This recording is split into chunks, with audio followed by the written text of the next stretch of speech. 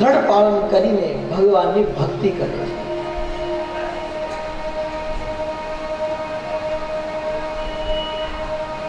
અને એ રાજભાઈ ગઢપુરમાં રહ્યા છે ભગવાનની સેવા કરવા માટે.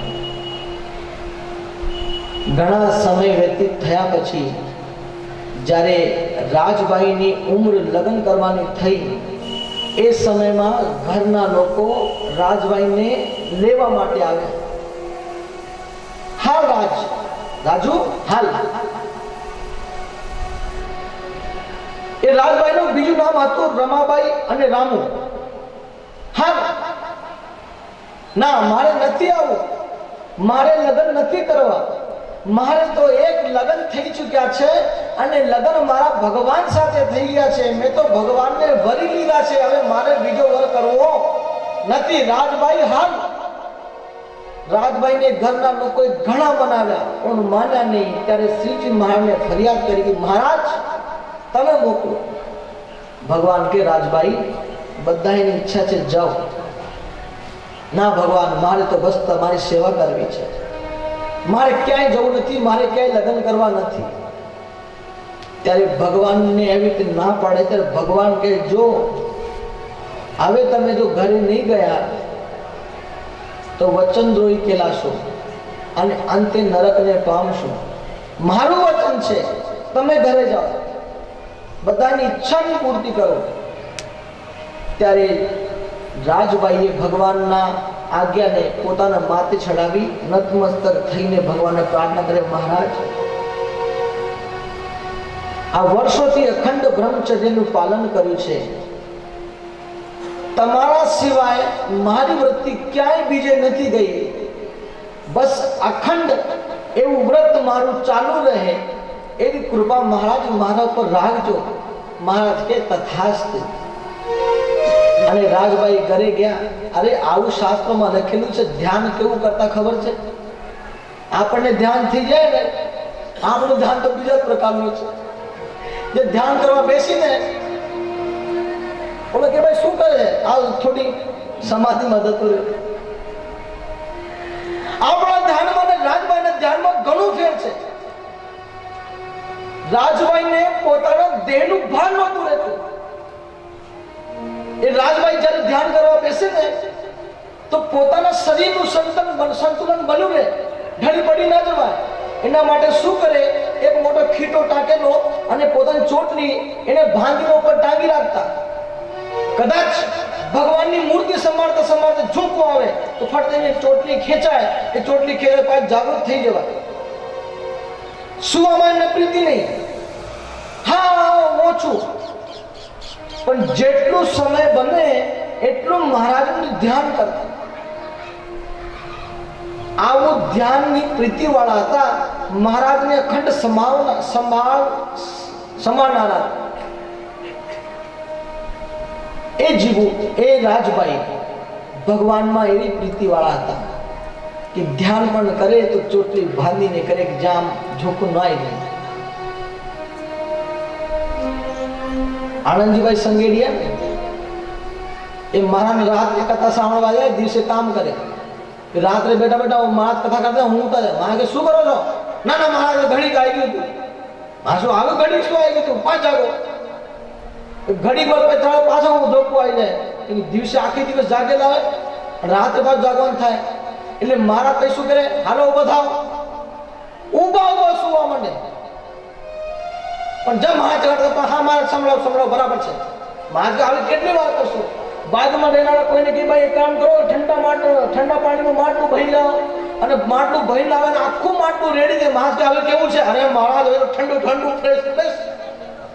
પણ જ્યાં 5-10 મિનિટ થાય ત્યાં પાછા મહારાજ કહે હવે ઘરે જાઓ, હું તમારે પીછો છોડતી નથી, જાઓ પાછા જાઓ. આવા તો આપણા સંપ્રદાય ભક્તો થઈ ગયા. એ રાજભાઈ એવા હતા, ભગવાનનું ધ્યાન કરવામાં અખંડ પ્રીતિ વાળા, ભગવાનને અખંડ સમાવનારા અને ભગવાનના સ્વરૂપમાંથી એની વૃત્તિ ક્યાંય જાય નહીં એવા રાજભાઈ હતા. અને રાજભાઈ દિવસ બેઠા હતા ને ઘરની અંદર લગ્નની જે ચૂંદડી આવો ને એ લઈને આગળ લે રાજ ચૂંદડી લે. ત્યારે રાજભાઈના મોઢેથી શબ્દ નીકળ્યા, ભલી તારી ચૂંદડી. અને જ્યાં એવું બોલ્યા તો ભડબડ ભડબડ ભડબડ ભડબડ કરીને આખી ચૂંદડી હળી ગઈ. રાજભાઈના આ ચૂંદડી લઈને જો ભૂદેવ આવ્યો, લગન પાળા કરવા જોઈને ભાગી જ ગયો કે આ ચૂંદડી બોલવાથી વળી જતી તો માણસ શું થશે. ભાગી જ ગયો. લોકો ઓલા ઘરવાળા કે મા બાપ કે અરે આ ભૂદેવ ક્યાં જાઓ છો, લગન નક્કી નથી કરો. અરે મારે ભાઈ નથી કરવા જવા દો. અને પછી એમના લગ્ન પણ ભગવાનની આજ્ઞા પ્રમાણે થયા. પણ ભગવાન કે ભગવાન મારું એવું વ્રત જે અખંડ જે મેં બ્રહ્મચર્ય વ્રત ધારણ કરેલું છે, અખંડ તમારી મૂર્તિનું જે મેં વ્રત ધારણ કરેલું છે, એ મારા વ્રતમાં વિક્ષેપ ન આવે એવી કૃપા મહારાજ મારા પર કરજો. અને આજે લગ્ન થઈ ગયા પછી જ્યારે ઓરડામાં બેઠા છે ઘૂંઘટ ટાણી, અને એવા સમયની અંદર એમના પતિદેવ જ્યાં અંદર જાય ને ત્યાં ભયંકર વાગણ હોય ને, સિંહણ, એ સિંહણનું રૂપ દેખાણું. અને પેલો પતિદેવને બચાવો બચાવો બચાવો. અને ઘરવાળા કે શું બચાવો? અરે ક્યાં રાજભાઈ છે? રાજભાઈ નથી, બચ સિંહણ બેઠી છે. અરે ગાંડો થઈ ગયો છે, સિંહણ થોડી હોય. અરે રાજુ જ છે, તું જાતો ઘરે અંદર. ના ના ના, હું ના જાઉં.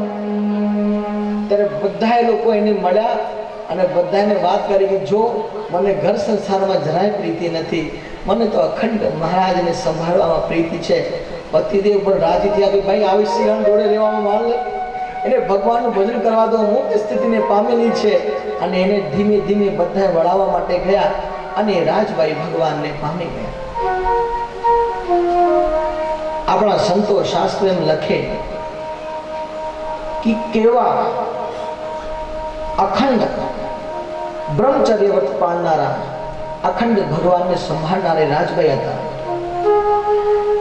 એ વ્રતની ટેક ભગવાને કાયમ રાખી. જ્યારે એ મરી ગયા ને, ભગવાનના ધામને પામી ગયા, એના પછી એમની ચિતા ગોઠવવામાં આવી. લાકડાની અંદર સરખી ગોઠવી દીધા. અને આ બાજુ દાદા ખાચર જ્યારે અગ્નિદાહ દેવા જાય ને તો અગ્નિ પણ સ્પર્શ થતો નથી, અગ્નિ પણ એમની ચિતાને લાગતો નથી. ત્યારે સર્વે હું જાણ્યા કે ભાઈ હવે એમનો અગ્નિ સંસ્કાર કઈ રીતે કરવું. ત્યારે ગોપાળાનંદ સ્વામી જે સર્વેના મનના સંશયોને વારે ઘડીએ ટાળે છે, એ ગોપાળાનંદ સ્વામી પાસે દાદા ખાચર ગયા. અને ગોપાળાનંદ સ્વામી દાદા ખાચર કહે છે કે સ્વામી, આ રાજભાઈ જયારે અગ્નિ સંસ્કાર કરવા જઈએ છે તો અગ્નિ પણ એને અડતો નથી, એનું કારણ શું? અને ગોપાળાનંદ સ્વામી એ દિવસે ધ્યાનમાં ગયા અને ધ્યાનમાં જઈને જોયું કે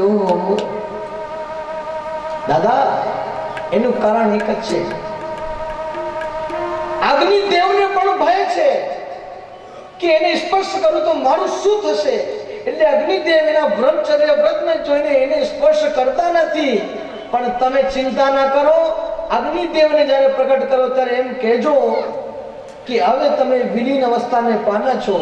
અગ્નિદેવ હવે તમે ચિંતા ના કરો, તમે એને સ્પર્શ કરો, તમને કઈ થશે નહીં. ત્યારે જઈને અગ્નિ સંસ્કાર રાજભાઈનો થયો. એના પહેલા અગ્નિ અડતો નહોતો. એવા ભક્તો થઈ ગયા, એને અગ્નિ પણ અડી શકે નહીં. આવી કુમારી આપણામાં ક્યારે આવશે?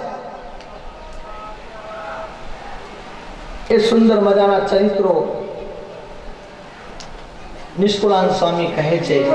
એ રાજભાઈ, જીવુબા અને અહીંયા પાંચું, નાનું અને રામુ, એ ત્રણ બહેનોની વાત નિષ્કુળાનંદ સ્વામી કરે છે કે દાદા ખાચરના દરબારગઢની બહાર 5-6 વર્ષની 3 છોકરીઓ રમતી હતી, જેમનું નામ હતું પાંચું, નાનું અને રામુ.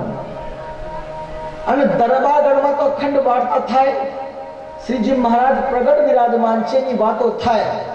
એટલે એક દિવસ આ 3 બહેનો રમતી હતી અને રમતા રમતા મનમાં વિચાર થયો કે આખી દુનિયા ગઢપુરમાં શ્રીજી મહારાજના દર્શન કરવા આવે છે, પણ આજે ગઢપુરમાં શ્રીજી મહારાજ નથી.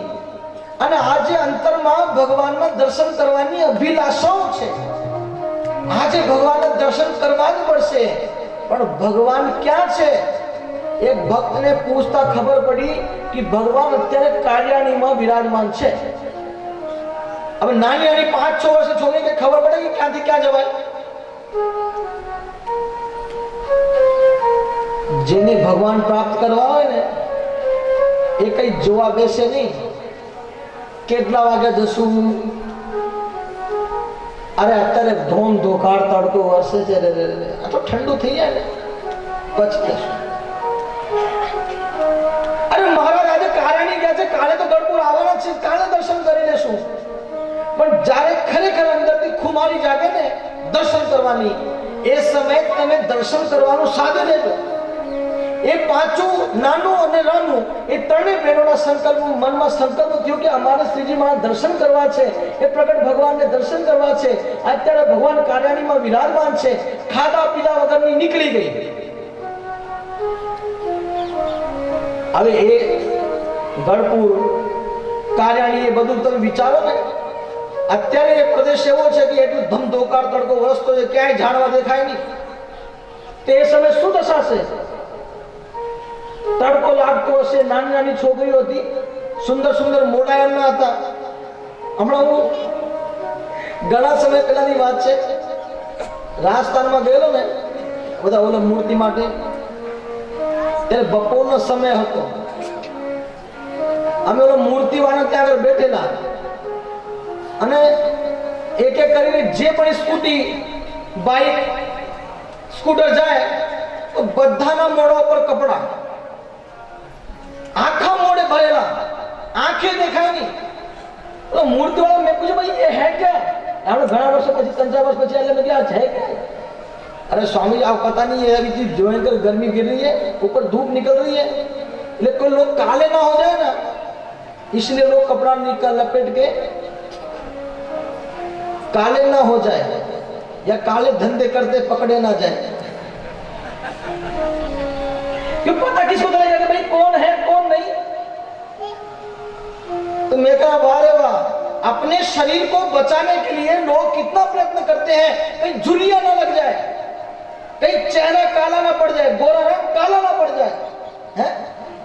कहीं चेहरे पर झुर्रियां ना पड़ जाए, खील ना हो जाए. अगर काले हो गए, झुर्रियां पड़ गई तो फिर हमें कोई पसंद ही नहीं करेगा. अरे आप पसंद करने की बात क्या करते हो? भिखारी में भिखारी होता है ना, जिसके पास बुद्धि भी नहीं है, ऐसे की भी शादी हो जाती है तो हमारी नहीं होती. लेकिन काले हो जाए उसकी चिंता मत करना. भगवान के मार्ग में जब कोई भगवान को प्राप्त करने निकलता है तो यह नहीं विचारता कि कहीं मैं काला हो जाऊंगा, कहीं मेरे पैरों में कांटे लग गए, मैं क्या खाऊंगा क्या पीऊंगा, ऐसा कोई विचारता नहीं है. ये पांचों नानू रामू तीनों ने खाए पीने की विचार किए बिना निकल पड़ी. पैर में चप्पल भी नहीं है, मोजड़ी चप्पल भी नहीं है, जूतियां भी नहीं है और निकल गई. और कितनी चली, पैर में कितने ही कांटे लग गए.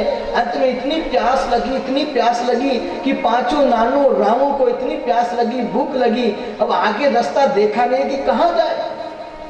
एक वृक्ष के नीचे बैठ गई और वहां याद कर रही थी कि पुरुषोत्तम नारायण कब मिलेंगे, पुरुषोत्तम नारायण कब मिलेंगे, एक कार्याणी कहां होगा, कार्याणी कहां होगा. इतने में भगवान स्वामीनारायण अपने भक्तों की सहाय करने के लिए अनेक रूप लेकर के आते हैं. आज भगवान ने ब्राह्मण का वेश धारण किया. अब घनी बार कथा वांची ने તેમ એક વાત તમને હું કહીશું આવે છે વારે ઘડીએ. જ્યારે જ્યારે ભગવાન ગયા છે વણિકના રૂપમાં ગયા છે કે પછી બ્રાહ્મણના વેશે ગયા છે યા પછી કોઈના પરિવારના સંબંધીજનોના રૂપ લઈને ગયા છે. આજે ભગવાન બ્રાહ્મણનું રૂપ લઈને ગયા. પાછું નાનું રામુ ત્રણે બહેનો બેઠી હતી અને ભગવાન બાજુમાં જઈને બેટા કેમ છો બેટા, કેમ અહીંયા બેઠા છો, શું વિચારો છો? ભગવાનને કહે કે દાદા અમને ખબર નથી, અમારે કાર્યાણી જવું છે, ત્યાં શ્રીજી મહારાજ પ્રગટ વિરાજમાન છે અને અમને ભૂખ પડસ પણ બહુ લાગી છે, પણ આ ઉજ્જડ વનમાં તો ક્યાં કઈ મળે. ત્યારે ભગવાન કે એમ બેટા તમારે કારણે જો હું પણ ત્યાં જાઉં છું, હાલો હું તમને મૂકતો જઈશ, પણ દાદા બહુ ભૂખ લાગી છે, તરસ લાગી છે. ભગવાન તો ચિંતા હુકમ કરો, પાણી પીવો અને સુખડી જમો. અમે ઘણી જગ્યાએ વાંચું ભગવાન જ્યારે પણ કોઈને કઈ જમાડે તો સુખડી લઈને આવતા. આપણે હનુમાન દાદા વિરાજમાન થવાના છે ને, એ સુગડી બનાવીને લાવજો પાછા, લાવશો ને? સુખ ડી, સુખ ડી, જે સુખને પાસે લાવે, જે સુખ તમને અપાવે, એ ભગવાન હનુમાન દાદાને જ્યારે સુખડી જમાડીએ ને, તો હનુમાન દાદાને સુખડી જમાડવા માત્રથી સર્વે સુખો, અર્થાત આ જગતમાં આપણને જે દુઃખો નડે છે, આપણને આ જગતમાં જે સંકટો આવે છે, એ સર્વે સંકટોને દૂર ફેંકી તમને સુખિયા કરી દે. એટલા માટે હનુમાન દાદાને લોકો સુખડી ધરાવતા હોય છે. અને ભગવાન સ્વામિનારાયણને પણ બહુ પ્રિય હતી સુખડી. અને એના એ જ ગુણ કોનામાં આવ્યા? આપણા આચાર્ય મહારાજમાં. એમને વધારે મિષ્ટાન ભાવતું હોય તો શું ભાવે? સુખડી. પાસે એવું ન કરતા, તમે જ્યાં આવે સુખડી સુખડી ઘણી જગ્યાએ એવું થાય. એક ભાઈ એક જગ્યા જમવા ગયો. હવે શરૂઆતમાં એને કારેલાનું શાક પીરસાનું. શરૂઆતમાં પ્રથમ જ કારેલાનું શાક આવ્યો. કારેલાનું શાક જમવું કહી દે એટલે બધા મિષ્ટાનોની મજા મળી જાય કરતા કારેલાનું શાક પેલા જમવું. ઓલા આટલો બધો નાખી ગયો આખો જમી ગયો. કોઈ જમતો તો પ્રેમ ત્યાં ઓલા ભાઈને એમ થયું કે હા હા હા, જો કોઈ કદર ના કરી શકે, આ એક જ ભાઈ છે જેને કાર શાકની કદર કરી, આખો મોટો ચમચો ભરી પાછો નથી. બોલે કે આ તો ભલે કરી, ગજબ કરી. એના કરતા પેલા જમ્યું જ ના હોત પણ હવે જમી કે એને લાગ્યું કે આને બસ બહુ ભાવ હશે ને પીધું નાખ્યું. એમ ભગવાન સ્વામિનારાયણ નાનું પાછું રામુને પોતાના હાથે સુખડી જમાડે છે, જળ પીવડાવે છે. અને નાનું પાછું રામુને પોતાની સાથે લઈને નીકળ્યા કે ચાલો બેટા, હું પણ આજે કારાણીમાં જાઉં છું, મારે પણ શ્રીજી મહારાજ દર્શન કરવા છે.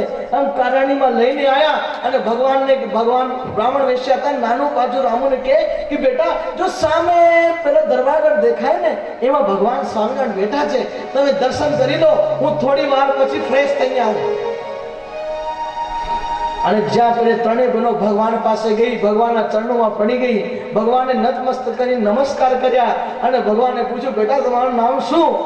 તે મારું નામ નાનું, રામુ, પાછું. ત્રણેય બહેનો ભગવાનના દર્શન કરે છે. ભગવાન કહે છે શું શું તમે કઈ રીતે આવ્યા? એક બ્રાહ્મણ આવેલો, એક દાદા હતા, અમને લઈ ગયા, આમ ખવડાવી. તો બીજા કોઈ નહોતા. એ સુખડી ખવડાવનારા, પાણી પીવડાવનારા અને પોતાના ભક્તોને સાચવીને લઈ આવનારા કોણ હતા? એ આપણા સૌના લાડીલા ભગવાન હતા. બેટા બીજા કોઈ નહીં, હું હતો.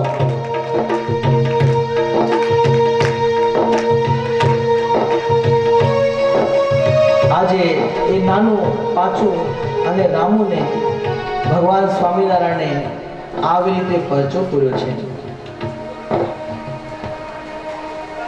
અહીંયા આગળ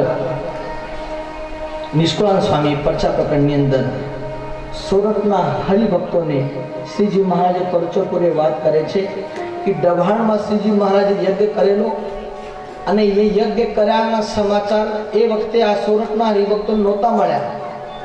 કેમ? એ વખતે કઈ સેલ ફોન નહોતા. હા ભાઈ, આપણે લુણાવાડા બહુ મોટો પ્રસંગ ઉજવાય છે, આવજો આવજો. એવા કઈ સેલફોનની વ્યવસ્થા નહોતી. આજે સેલફોનની વ્યવસ્થા થઈને તો વધારે ખોટું બોલાતું હોય તો અત્યારના સમયમાં.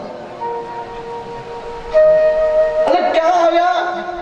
અરે હું તો મુંબઈ બાજુમાં જ હોય, હું મુંબઈ પહોંચ્યો. લે આ પકડવા કઈ રીતે? પણ અત્યારે ટેકનોલોજી એટલી સારી આવી ગઈ ને, જે લોકો નેટ વાપરતા હોય ને તરત જ ખબર પડી જાય કે તમે ક્યાં છો, લોકેશન દેખાડે ને પકડાઈ જાઓ કે આ મુંબઈ છે કે અહીંયા છે લુણાવાડામાં. એટલે પહેલાના સમયમાં સેલફોનની વ્યવસ્થા નહોતી. એના કારણે શ્રીજી મહારાજના આ ઉત્સવના સમાચાર પેલા સોરઠના હરિભક્તો ન મળી શક્યા. એટલે સર્વે સોરઠના હરિભક્તોએ મનમાં એવો વિચાર કર્યો કે ચલો આપણે બધા ભેગા થઈને શ્રીજી મહારાજ દર્શન કરવા માટે જઈએ. પણ જે શ્રીજી મહારાજ દર્શન કરવા જાય તે માર્ગમાં જ ભગવાન સ્વામિનારાયણ મળી ગયા અને દર્શન આપ્યા. અને દર્શન આપીને શ્રીજી મહારાજે એ હરિભક્તોને એ રીતે એટલી વિકટ વાટમાં આવવાથી રોકીને અને પોતાના દર્શન આપીને શ્રીજી મહારાજ લખે છે, જેને લાવ્યા કાર્યાણી ગામ અને આવી રીતે શ્રીજી મહારાજે સોરઠના હરિભક્તોને રાજભાઈ, જીવુભાઈ અને નાનું પાછું રામુની ભગવાન શ્રીજી મહારાજે એટલે પરચા પૂર્યા. ઇતિશ્રી મદેકાંતિક ધર્મ પ્રવર્તક શ્રી સહજાનંદ સ્વામી શિષ્ય નિષ્કામ મુનિ વિરચિતે ભક્ત ચિંતામણી મધ્ય શ્રીજી મહારાજે જીવુબાઈને તથા રાજભાઈ સર્વેને પરચા પુરાય નામ 132 પ્રકરણમ. અને 133 પ્રકરણમાં સુરતના હરિભક્તોના મનના સંકલ્પોને પૂર્ણ કર્યા. અને આગળ ભગવાન સ્વામિનારાયણના પરમ સંત એક સુંદર ચરિત્ર કહેવા જાય છે. અને એ ચરિત્ર છે ભગવાનના પરમ ભક્ત ઉદ્ધવજી.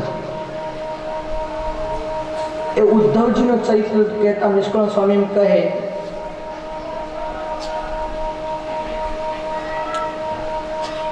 સુણો વા